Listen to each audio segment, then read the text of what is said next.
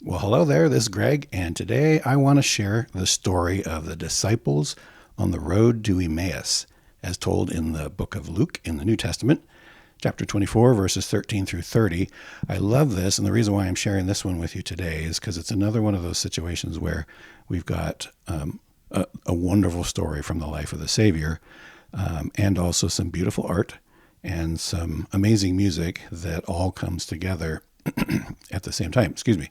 And so it's that perfect storm. So what I'm going to do is I'm going to read to you the verses out of Luke. This is the King James Version. And I can't help but share just a couple of comments at the end, and then we'll listen to the music. And so hopefully you enjoy this. The art is by our friend and brother, James Tissot, who did such a wonderful job of capturing kind of the humanity of the life of the Savior. I love his style. So as I read, if you're looking at this, just look at the scene, and imagine yourself. And I think one of the reasons why I really like this story is because these two, it's interesting. The artist referred to them as pilgrims. So pilgrims or disciples or whatever, these are us. They're you and me. And, it's a couple of guys who are walking on this, long walk to get, from point A to point B. And, they're talking about what, the amazing things that took place over the past couple of days, current events. They're talking about current events. And then the Savior appears incognito and has a little chat with them. So anyways, just imagine yourself kind of in their place and feel their humanity and their excitement as they're sharing and then as they have their experience. So before I begin, though, the one thing to know is the timing of this.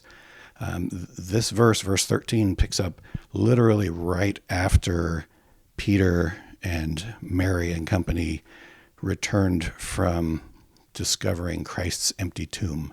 So this is when they say that same day, they mean that same day that they discovered that Christ was no longer in his tomb following his crucifixion and entombment. Also in the story, you're going to hear four voices. You will hear the voice of the narrator, and you will hear a long, kind of a breathless explanation from Cleopas, who is a disciple, telling about all the things that happened. And you can just imagine. And then you'll hear, of course, some comments from the Savior. And then towards the end of the story, you will hear a disciple in Jerusalem, could have been one of the 11, we don't really know. So there's a lot of pronouns as we get into this. It's all he and they and whatever. And so just so you know, all those pronouns, it's going to be one of those four. Alrighty, here we go. Verse 13. And behold, two of them went that same day to a village called Emmaus, which was from Jerusalem about 60 furlongs. And they talked together of all these things which had happened. And it came to pass that while they communed together and reasoned, Jesus himself drew near and went with them, but their eyes were holden that they should not know him. And he said unto them, What manner of communications are these that ye have one to another as ye walk and are sad? And one of them, whose name was Cleopas, answering, said unto him, Art thou only a stranger in Jerusalem, and hast not known the things which are come to pass there in these days? And he said unto them, What things? And they said unto him, Concerning Jesus of Nazareth, which was a prophet, mighty in deed and word before God and all the people, and how the chief priests and our rulers delivered him to be condemned to death, and have crucified him. But we trusted that it had been he which should have redeemed Israel, and beside all this, today is the 3rd day since these things were done. Yea, and certain women also of our company made us astonished, which were early at the sepulchre. When they found not his body, they came, saying, they had also seen a vision of angels, which said that he was alive. And certain of them which were with us went to the sepulchre, and found it even so as the women had said, but him they saw not. Then he said unto them, O fools, and slow of heart to believe all that the prophets have spoken. Ought not Christ to have suffered these things, and to enter into his glory? And beginning at Moses and all the prophets, he expounded unto them in all the scriptures the things concerning himself. And they drew nigh unto the village whither they went, and he made as though he would have gone further. But they constrained him, saying, Abide with us, for it is toward evening, and the day is far spent. And he went in to tarry with them. And it came to pass, as he sat at meat with them, he took bread, and blessed it, and brake, and gave to them. And their eyes were opened, and they knew him, and he vanished out of their sight. And they said one to another, Did not our hearts burn within us while he talked with us by the way, and while he opened to us the scriptures? And they rose up the same hour, and returned to Jerusalem, and found the 11 gathered together, and them that were with them, saying, The Lord is risen indeed, and hath appeared to Simon. And they told what things were done in the way, and how he was known of them in the breaking of bread. So how cool is that? That's the end, by the way. It ends super suddenly. One of the things that I love about this is that it's the disciples in this account, they're you and me, right? And here they were going on their way, discussing things that were very important to them. What does this all mean? And they had questions. They didn't have answers. They had questions. And isn't that us, right? We have questions. There's stuff that we know, sure, there's stuff that we know. There's stuff that we believe. There's stuff that we hope. But man, oh man, we've got questions and concerns, real concerns about us and our family members and the people that we love and what's really happening, because sometimes it feels like everything's kind of crumbling and falling apart. And that's what they were going through at that point, They thought the world was just coming down around them.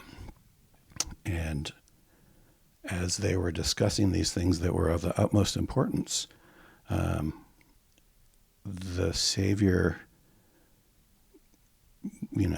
joined them. Now, in their case, he literally joined them. And I think that where we can look to this as an analogy in our own lives is that we deal with things that are of the utmost importance, in our lives. And sometimes it really reaches a fevered pitch, right?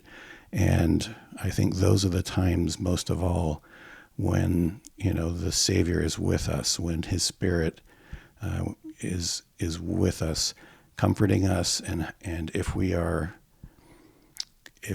open to listen and to hear, then we can begin to understand the writings of the prophets and all the things that we've been taught, and we can start to see better how the things that we've been taught really fit and come together and help us to work through some of the challenges. And it's still not going to answer every question, but it'll help us to understand and to know, what is important, what should we do next, and to have a sense of peace knowing that, even though we still have questions, we're on the right track, we're doing the right thing.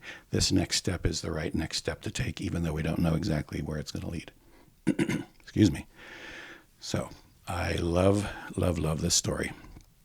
And I'm glad I was able to share it with you. Are you ready for the music? Now, a couple of cool things. I had no idea. The song, Abide With Me, 'Tis Eventide, was written, both the lyrics and the music, by two different people, but within a couple of years of each other, both of the two people, Martin Lowry Hoford wrote the lyrics and Harrison Millard wrote the music.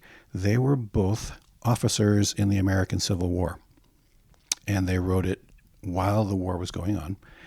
And holy cow, right? So now as you listen to this music, I want you to think about what they were going through, what they were seeing, the emotional impact of that horrific scene, right?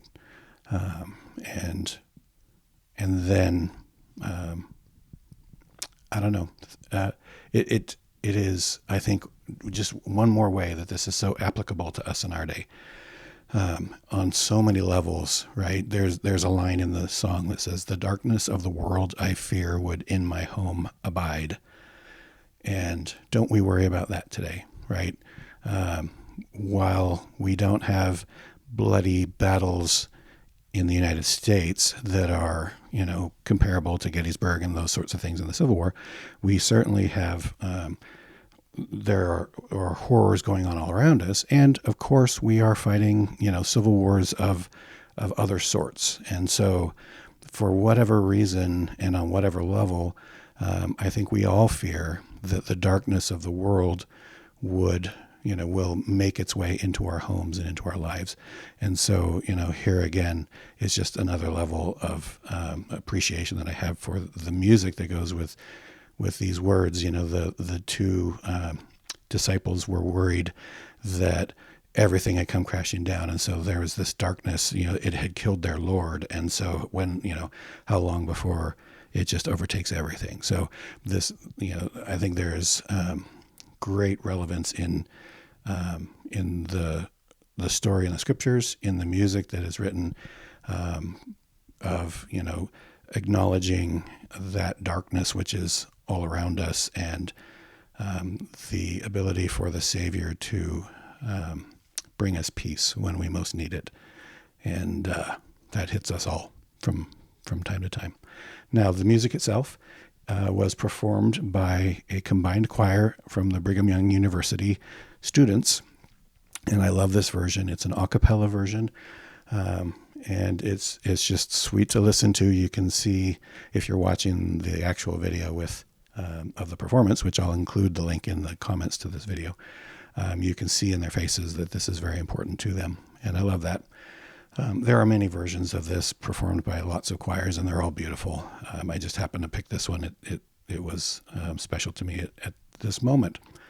So with that introduction, I will shut up now, and we'll listen to the song together. And so this is me signing off for now. And hey, let's do this again sometime. See ya.